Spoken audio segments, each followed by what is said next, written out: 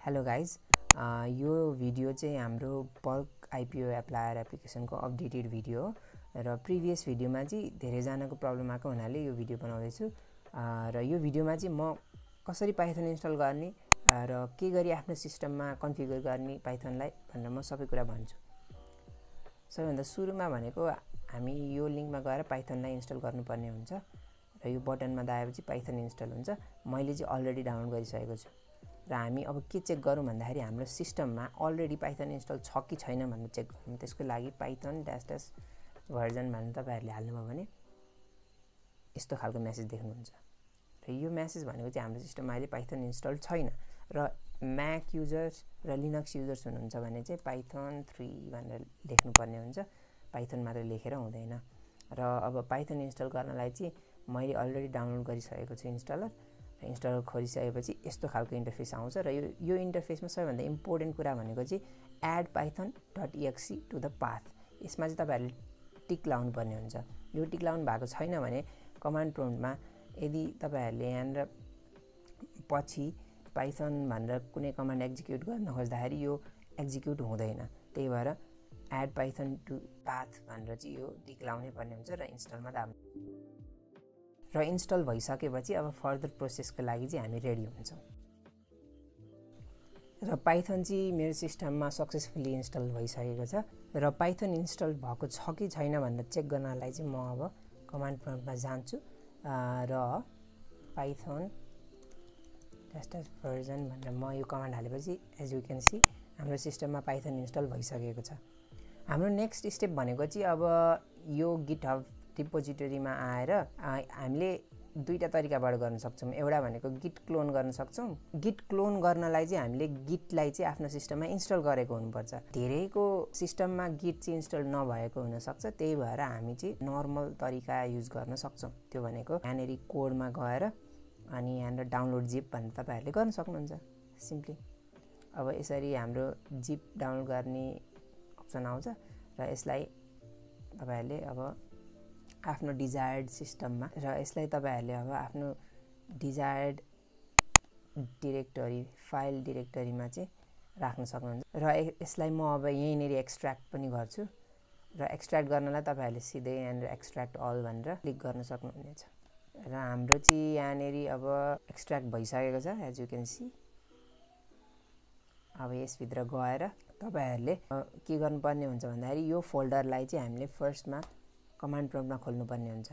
Most necessary कुरा हो त्यो चाहिँ। अनि अब हाम्रो यहाँ रिक्वायरमेन्ट्स भन्ने एउटा टेक्स्ट फाइल छ र यसलाई चाहिँ अब हामीले पाइथन यसलाई चाहिँ अब हामीले इन्स्टल गर्नुपर्ने हुन्छ हाम्रो सिस्टममा। त्यसको लागि पिप इन्स्टल -r requirements.txt भनेर तपाईहरुले यो कमान्ड प्रम्प्टमा मैले जसरी नै हाल्नुभयो भने तपाईहरुको सिस्टममा सबै चाहिने कुराहरू इन्स्टल हुन्छ। यसरी as you can see everything is installed. Now अब अर्को स्टेप भनेको चाहिँ accounts.txt मा चाहिँ आफ्नो इन्फर्मेसन एकदमै करेक्टली हाल्नुपर्ने हुन्छ यो फर्मेटमा। सुरुमा क्लाइन्ट आइडी, त्यसपछि युजर नेम, पासवर्ड, CRN र पिन।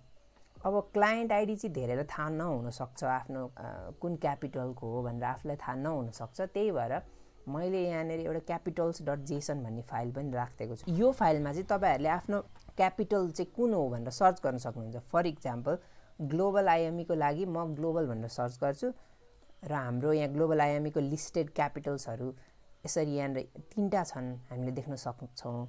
अब सपोज मेरो चाहिँ ग्लोबल IME क्यापिटल लिमिटेड हो र मेरो अब क्लाइन्ट आइडी भनेको चाहिँ 146 हुन्छ। यदि मेरो गुरास फाइनेन्स लिमिटेड भएको भए मेरो क्यापिटल आइडी 681 हुन्थ्यो हैन। अब यो तपाईहरुले आफ्नो चाहिँ सर्च गरेर ठ्याक्क यो आइडीलाई कपी गर्न सक्नुहुन्छ र हाम्रो account.txt फाइलमा क्लाइन्ट आइडीलाई यसरी पेस्ट गरिदिन सक्नुहुन्छ। र युजर नेम भनेको चाहिँ तपाईहरुको यो युजर नेम कस्तो हुन्छ भन्दाखेरि मेरो सेयरमा तपाईहरुले यो युजर नेम हाल्नुहुन्छ नि यहाँनिर हो, त्यही युजर नेमलाई यतापट्टि हाम्रो टेक्स्ट फाइलमा सेभ गर्नुपर्ने हुन्छ। यहाँनिर त्यही कुरा हाल्नु। पासवर्ड पनि ठ्याक्कै यहाँनिर मेरो सेयरमा जे पासवर्ड हाल्नुहुन्थ्यो नि त्यही पासवर्डलाई यहाँनिर लगेर हालिदिनु र तपाईको CRN र पिन पनि यहाँनिर राखिदिनु र कतिवटा एकाउन्ट तपाईहरुलाई हाल्न मन छ यहाँनिर त्यति सबै एकाउन्टको इन्फर्मेसन त्यसरी नै हाल्दै राख्न सक्नुहुन्छ। र म चाहिँ अब आफ्नो इन्फर्मेसन हालिसकेपछि तपाईहरुलाई भेट्ने छु। मैले चाहिँ आफ्नो accounts.txt फाइलमा सबै इन्फर्मेसन राखिसकेको छु अनि हाम्रो रिक्वायरमेन्ट्स पनि सबै इन्स्टल भइसकेको छ। अब फाइनल स्टेप भनेको चाहिँ हाम्रो यो जुन फोल्डर छ नि हाम्रो यो कुराहरु सबै भएको फोल्डर, यसमा तपाईहरुले सिम्पली अब यहाँनिर एउटा कमान्ड प्रम्प्ट खोलेर यहाँनिर python main.py फाइललाई रन गर्न सक्नुहुन्छ सिम्पली। अब हाम्रो लिस्टेड IPOs हरु के छ सबै यहाँनिर यसरी देखिन्छ हैन। अब लिस्टेड IPO अब अहिले ह्याथवेको आएको छ भनेपछि 1 दाबेर म कति किता एप्लाई गर्ने, सपोज 20 किता लेखेर म इन्टर गर्छु। अब हाम्रो सबै अकाउन्टबाट एप्लाई हुँदै जान्छ यसरी।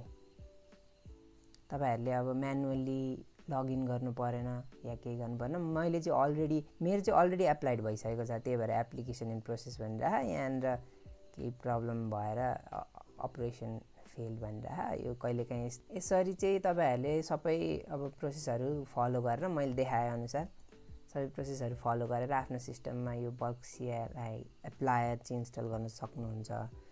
र हाम्रो म्याक युजर्सहरुकोमा चाहिँ केही गरी मैले देखाएको कमान्डले काम नगरेमा तपाईहरु सिम्पली python 3 लेखेर अनि एकचोटी ट्राई गर्नु होला। python 3 ले चाहिँ मोस्ट केसेसमा यो प्रब्लम सल्भ हुनुपर्ने हो, किनकि म्याक र लिनक्समा चाहिँ पाइथन चाहिँ अलरेडी इन्स्टल्ड हुन्छ र अलरेडी इन्स्टल भएको कारणले यो python 3 लेख्न चाहिँ एउटा कम्पल्सन जस्तै हो। त्यही भएर python 3 main.py लेख्नुभयो भने चाहिँ यो प्रब्लम सल्भ हुन सक्छ, त्यो कमान्ड नट फाउन्ड या केही भन्ने प्रब्लम सल्भ हुन सक्छ। र आजको लागि यति नै हो। केही प्रब्लम आए कमेन्ट्समा लेख्नु होला, हामी सकेसम्म सबैजनाको प्रब्लम हल गर्न ट्राई गर्नेछौँ।